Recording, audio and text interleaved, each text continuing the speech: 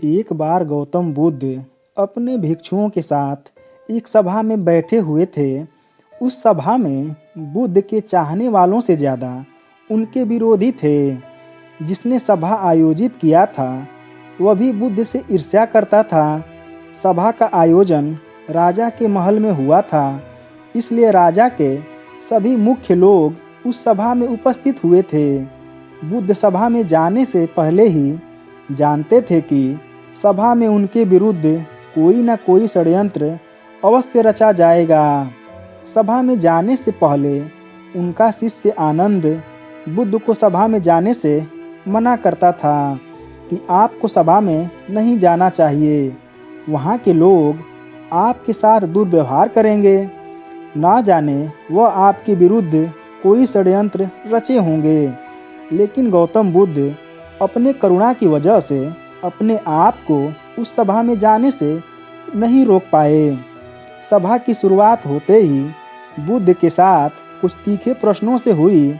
बुद्ध से ईर्ष्या करने वाले लोगों का यही प्रयास होता कि बुद्ध से कुछ ऐसा प्रश्न पूछा जाए कि जिसका उत्तर बुद्ध ना दे पाएं। परंतु बुद्ध सभी प्रश्नों का उत्तर बड़ी आसानी से दे देते हैं। सभी लोग अपने अपने प्रश्न बुद्ध से पूछ लेते हैं और उन्हें प्रश्नों का उत्तर भी मिल जाता है। तभी अचानक वहाँ एक स्त्री आ जाती है और बुद्ध से कहती है कि आप तो ध्यान की बातें करते हैं, ज्ञान की बातें करते हैं, सत्य की बातें करते हैं।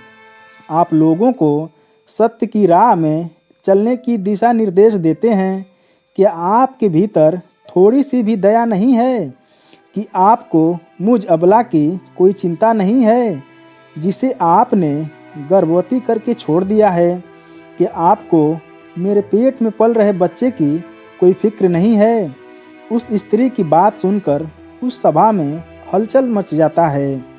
लोग एक दूसरे से बातें करने लगते हैं। उस सभा में बैठे हर व्यक्ति खड़े हो जाते हैं और कहते हैं कि औरत के सौंदर्य के आगे बड़े बड़े ज्ञानी भी अपने घुटने टेक देते हैं, तो फिर यह बुद्ध क्या चीज़ है? तभी उसी में कोई और खड़ा होता है और बोलता है कि हमें बुद्ध से यह उम्मीद नहीं थी कि बुद्ध इतना नीचे भी गिर सकता है। इसी तरह सभा के सभी लोग खड़े होकर बुद्ध को भला बुरा कहते हैं। बिना सत्य को जाने ही सत्य क्या है, बुद्ध को भला बुरा कहने लगते हैं। जब सभी लोग अपने अपने मन की भड़ास निकाल लेते हैं तो यहाँ पर एक जरूरी बात आपको समझना चाहिए कि इस सारी घटना का बुद्ध पर कोई असर नहीं था और ना ही लोगों के शब्दों का बुद्ध पर कोई असर था, और उस स्त्री के झूठे आरोप का भी बुद्ध पर कोई असर नहीं पड़ा। जानते हैं क्यों? क्योंकि बुद्ध सत्य को जानते थे। वह अपने नज़र में सही थे, चाहे पूरी दुनिया आपके खिलाफ क्यों न हो जाए।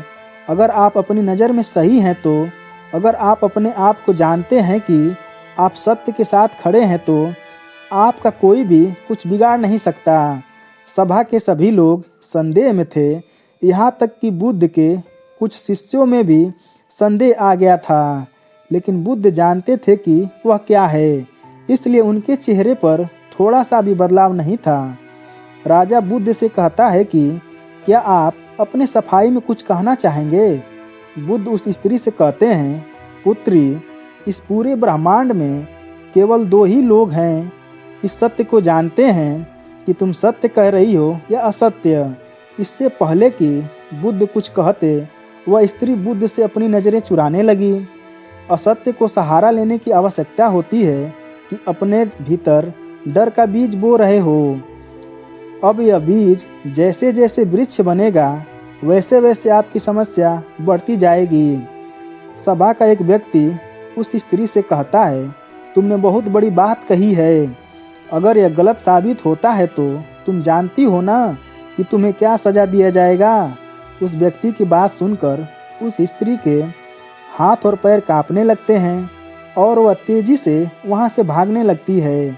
तेजी से भागने के कारण उस स्त्री ने अपने पेट में जो गठरी बांध रखी थी वह जमीन पर गिर जाती है और सत्य सबके सामने आ जाता है। उस स्त्री ने अपने पेट पर गठरी इस तरह बांध रखी थी कि जैसे लग रहा था कि वह स्त्री गर्भवती है। राजा उसी समय उस स्त्री को बंदी बनाने का आदेश देता है, लेकिन बुद्ध के कहने पर उस स्त्री को क्षमा कर दिया जाता है। हमेशा याद रखिए, आपका धैर्य और आपका अपने ही नज़रों में सही होना आपको बड़ी से बड़ी समस्याओं से बचा सकता है। इस बात से फर्क नहीं पड़ता है कि कितने लोग आपके खिलाफ हैं, फर्क इस बात से पड़ता है क्या आप अपने साथ हैं। दोस्तों, उम्मीद करता हूँ कि इन बातों को आप अपने जीवन में अमल करेंगे, और अगर आपको यह शिक्षाप्रद कहानी पसंद आई है तो एक प्यारा सा कमेंट करके वीडियो को लाइक कर दीजिएगा और साथ ही चैनल को सब्सक्राइब कर दीजिएगा। धन्यवाद।